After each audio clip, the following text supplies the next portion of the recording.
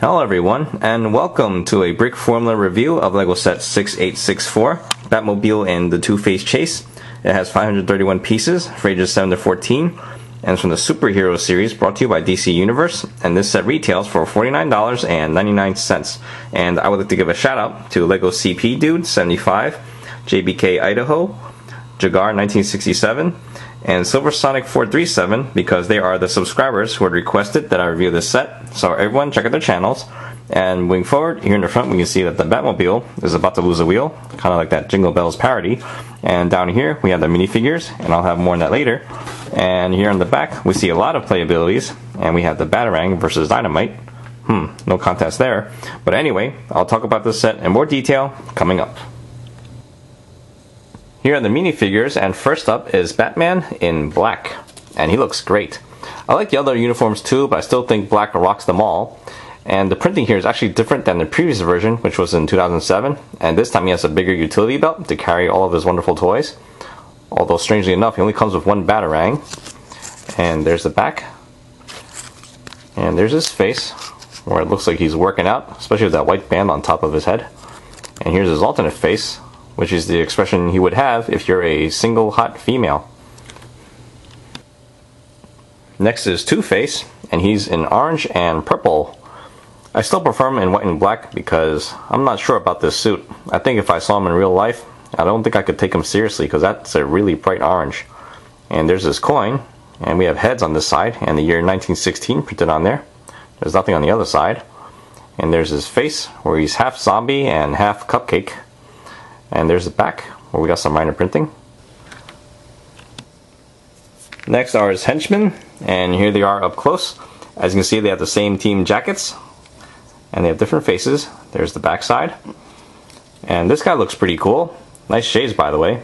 Although I can't say the same for this guy. Check him out. He's ready to go. He's got a crowbar and some dynamite. And judging by his expression, he seems to be a little bit off his rocker. And last but not least, we have the sloppy bank guard. And here he is, a bank guard without a gun, so not very effective there.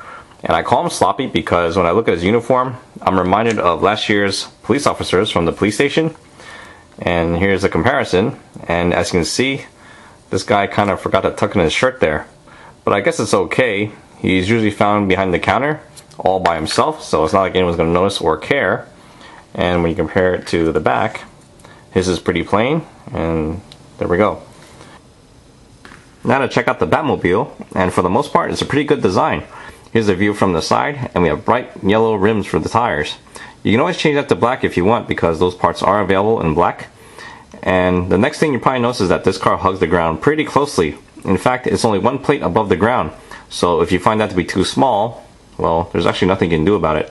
You can always remove the Darkstone Gray parts from the bottom, but the car will break in half right there if you push down the center, which would actually be pretty hilarious. The only thing I don't like about it is that we have this Darkstone Gray bracket in the back here, which looks a little off. That's available in black as well if you want to change that. And here's the view of the front, which looks really, really cool. I really love the way that looks. And right here in the middle, we get a sticker, which is this one right here. I didn't put it on because I want to keep my Batmobile as black as possible. And we get these two stickers to go on the sides here. And here's the view of the other side. There's the top, and they did a pretty good job at keeping it smooth. There's just some minor studs here, which are over here and up here. And here's the view of the back, which looks just as awesome as well. And we have a lot of flames here too, so you know not to tailgate him or to park your car behind it, assuming you know what's good for you. And we have some flick fire missiles here, which are pretty easy to flick despite having everything in the way here. But there we go. See, not too bad. And now to check out the inside. We have a nice red interior with a steering wheel and a targeting computer. And as you can see, Batman will go into those 4 studs right there. And they made enough space so you can put him in there with his cape. Although you should be careful when you put him in, this way you don't fold the cape in the wrong way. And there we go, not too bad. And make sure it leans all the way back or else the canopy won't close. And finally, just to make sure I covered everything, the vehicle is pretty tall, but it still fits through the Batcave. And there it is. Here is Two-Face's off-roader, which is more of a custom tow truck. And as you can see, it's pretty well armed for a bank heist. Here's a view from the side, and right here we get a machine gun, which can go down like this, and it can provide cover fire for a full 180 degrees. So it's definitely going to keep those nasty cops away. And here's a view of the back, and this is where we have the crane.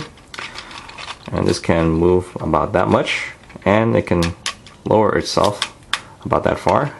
And here's a view of the other side, where we have some flick fire missiles. They look pretty easy to flick, although I should warn you that most of the times when you flick them, you'll just wipe out the entire assembly. And there we go, totally gone. And you'll notice that we have some side mirrors here, which is pretty pointless because you'll just be staring into your machine gun or your flick fire missiles, so not very handy there. Here's the view of the front, which looks pretty good. Looks like you can ram into anything and survive. And over here we get a sticker, and if you look carefully, a lot of these stickers have bullet holes on there, so I'm kind of wondering who's been shooting at them. The Batmobile doesn't have any machine guns, so I guess those minions have been shooting at themselves. Clumsy people. Anyway, speaking of them, here they are. We'll just have one driving. Pretty easy to go in there. And this is also why you want to keep these headlights up here facing outward. This way it's a little easier to put them in. We'll have this guy operate the crane. And there's really not much room for Two-Face, but you can stick him anywhere, like behind here, or just have his hand attached to the bar there, and that should do the trick. And finally, it's time to check out the bank that's about to get robbed. And here's the view of the front. We got the door, and right up here we have a sticker to tell you guys that it's the bank, and we got some window stickers to show you that there's money inside. How nice. Here's a view of the top, and over on this side we have the function to knock out the glass here, and you just pull this all the way, and there we go, early retirement. And here's the view of the back. This is where the bank guard operates. First time I've seen him as a teller. And there's a little machine. And this is where we have the safe, and all of these can be turned around, so if you want to have fun with that, you can.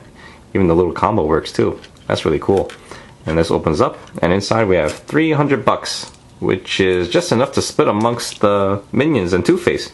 300 for Two-Face, and Zippo for the henchmen. That sounds fair.